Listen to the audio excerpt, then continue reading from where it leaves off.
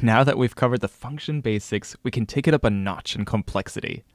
In this lesson, we're going to talk about functions with inputs, namely parameters and arguments. So I realize that if you're new to programming, you're going to be hearing a lot of new words in these lessons. And one thing I'll say is that when you're learning anything new, the hard thing isn't necessarily the concepts, it's often the language. And it doesn't really matter if it's programming or medicine or cooking. Every field has its own jargon and its own words. A big part of learning Python programming is learning some of this vocabulary. I'm going to be doing my best to introduce this vocabulary slowly over the course of the lessons. Now, I realize that learning vocabulary words doesn't sound very fun, but the upside is that you're not going to be learning words that people invented just to sound smart. Come to think of it, the Olympic champions of inventing meaningless words and catchphrases are probably the business consultants of this world. I've heard people say like the most ridiculous stuff with a completely straight face. I think my all-time favorites are words like helicoptering, which apparently means looking at things from above, and what's another one? Peeling the onion, which apparently means doing more analysis. So let's get back to Python programming, otherwise I won't be able to keep my lunch down. Looking at the code we've written previously, we can see that some functions take inputs. So for example, this use function here had an input called 538. And our read CSV function had an input that was a file name. All of these inputs to functions go in between the parentheses after the function name. In contrast, our getMilk function had no inputs. And this is the same with the show function, which also had no inputs. In contrast, the read CSV function had a piece of text between the parentheses, and this piece of text was the input to the function. These inputs are called arguments or parameters. Let's create our own function that takes an input. That way, we can put all of this into practice and see how the code actually works. I'm going to quickly copy-paste this code from the getMilk function into my cell below, and I'm going to modify this code. First, I'm going to give this function a different name. I'm going to call this function fill_the_fridge. Also, inside these parentheses, I'm going to specify an amount. This amount is going to be our input to our function. Finally, I'm going to modify our third print statement down here. So where it says by, I'm going to use the single quotes and the plus sign, and then I'm going to put amount here like so. So it reads by in single quotes plus amount plus single quotes cartons on the ground floor. This way, I'm making use of the input within the body of our function. The plus sign in this print statement concatenates our strings. And by concatenate, I mean merge or combine. Let's call this function to see it in action. So I'm going to hit Shift Enter, and then I'm going to write fill the fridge, which is the name of the function, followed by the parentheses, and then within the parentheses, I'm going to put single quotes and write 5 and hit Shift Enter. Now the piece of text that we entered between the parentheses shows up in our print statement. Let's think about what just happened here. First, you'll notice that the plus sign in Python actually means different things in different contexts. When the plus sign is used with numbers, it adds them together. But when the plus sign is used with text, it combines the strings. Let's call this function again, but this time let's substitute a different amount. I'm going to write fill the fridge, parentheses, 1000, and hit Shift Enter. Let's look at this code and think very carefully about what's going on. Our fill the fridge function takes one input. That input has a name and is called amount. But the really cool part is how amount is just a placeholder. The value of amount is determined by whatever we specify when we call our fill the fridge function. The first time we specified the value 5, and amount held on to that piece of text. So the word 5 was printed in the print statement when we executed the function. But the second time we substituted the word 1000 so that the amount took on this value instead, and we saw 1000 printed out on the third line. In other words, amount behaves just like a variable. It gets its value when we call the function, and every time we refer to amount in the body of the function, we are able to use the value that's stored inside. Now there's two other things that you might notice about the code we just wrote. First, let's try to call this function with empty parentheses. So I'm going to write fill the fridge, separated by underscores, and then have empty parentheses and hit Shift Enter. In this case, we get an error. And the details of this error message read, missing one required argument, amount. In other words, because we've defined our function with an input, we must provide it. We specified one parameter in the function header, so we must give a value. We can't just leave it out. The other thing you'll notice at this point is that print is nothing other than a function as well. Print takes a piece of text as an input and prints it out below the cell. So if print is a function, that means we're calling a function inside our function. We're nesting our function calls. Functions inside functions is like, dreams within dreams in the movie Inception.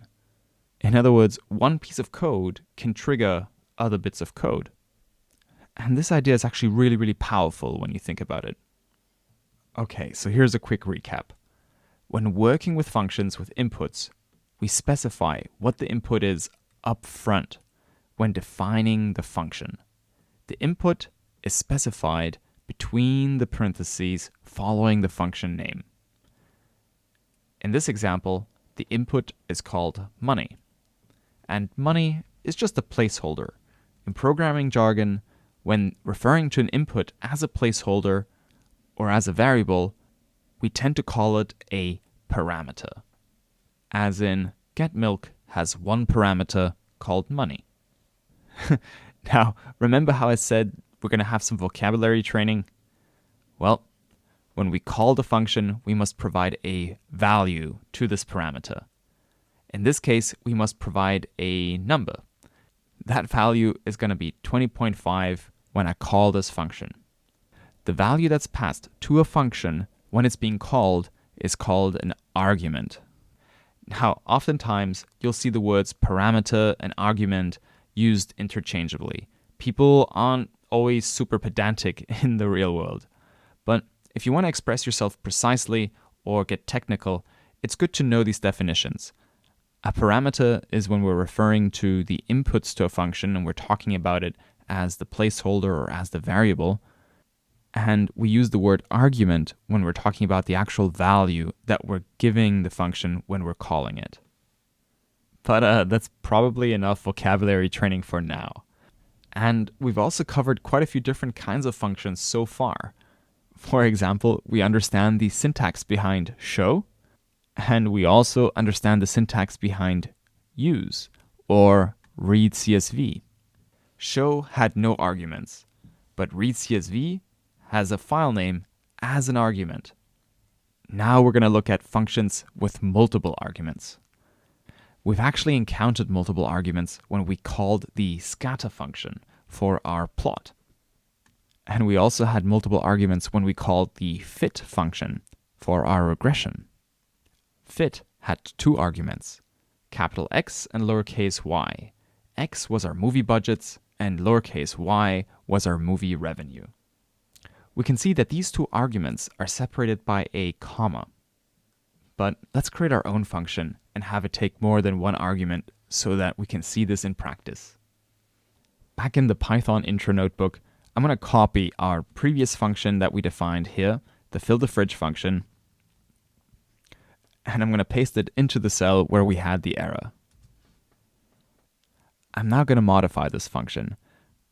First, by changing the name. So I'm going to call this function milk_mission. And then I'm also going to change the function header. I'm going to change the number of parameters that are between these two parentheses. So after amount, I'm going to add another parameter. I'm going to add a destination. We're going to use this parameter in our second print statement, which instead of reading walk to the store, we're going to have it read walk to the plus destination. So we're going to concatenate the string walk to the with whatever is supplied as a destination. I can't wait to try out our new function. So I'm going to hit Shift Enter, and then in the cell below, I'm going to call this function. I'm going to say milk_mission, and for amount, I'm going to write 20, and for destination, I'm going to write in single quotes department store. Here we can see that our first argument, 20, is going to be for the amount, and our second argument, department store, is going to be for destination. When I hit Shift Enter, I can see these values substituted into our print statement accordingly. Now here's the question. What do you think will happen if instead of writing milk mission 20, department store, we write milk mission department store, 20? You guessed it. I walk to the 20 and I buy department store cartons of milk.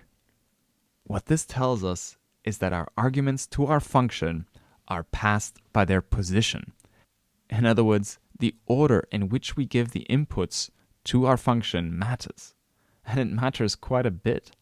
The arguments are passed from left to right. So, as before, we must supply exactly 2 arguments when we're calling milk mission, but we also must be careful to supply these arguments in the right order. Now, looking at the syntax for calling a function, it still strikes me kind of strange every time I think about it. Imagine how this would play out in real life. Like, imagine your girlfriend or boyfriend telling you to go to the supermarket and saying, go buy eggs, potatoes, milk cartons, donuts, and apples. Buy 2, 10, 1, 12, and 5. This is confusing, right? And yet, many programming languages work exactly like this. But confusion is bad, and nobody wants to come back from the supermarket and have an argument with their partner because they've messed up the order of their arguments. Lucky for us, Python can actually help us have a successful relationship. It provides an alternative for passing arguments by position. We can also match our arguments by providing a name. Now, believe it or not, we actually did this previously in our notebook. Check out how we called scatter, for instance. We had x, y, color equals blue, alpha equals 0.3. The part that I want to draw your attention to is the part where it says color equals blue and alpha equals 0.3. Here we are matching our arguments by name. Let's go back to our milk mission function. Remember how when we got the order wrong, we printed nonsense? Well, we can add the name of our parameters to the function call so that Python will match these values by keyword. So if we say destination is equal to department store and amount is equal to 20 and press Shift Enter, we can see that the output below the cell updates to the way that we want it to, namely walk to the department store, buy 20 cartons on the ground floor. So here we are setting the destination equal to department store, and we're setting amount equal to 20. Looking at the code where we called scatter again, we can actually see that in this case, we're kind of mixing and matching, supplying arguments by position and by name. The equivalent when we're calling milk mission would look something like this. we'd have milk underscore mission, parentheses, 20, comma, destination equals store, and hit Shift Enter. In this case, the argument 20 is set by position and the destination is set by name. Now, personally, I actually quite like named arguments. They make the Python code much more readable. It's like having labels for the data. Suppose I went back where we called scatter and I deleted the names for these arguments. In this case, we just have x, y, blue 0.3.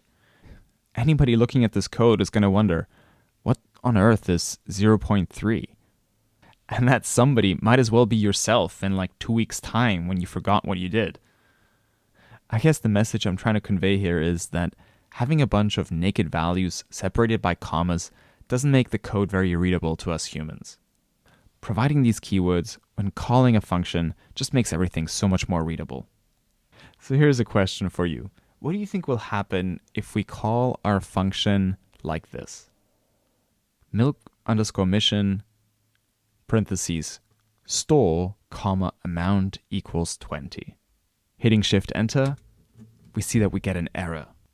And the reason is that we're trying to assign a value to amount twice.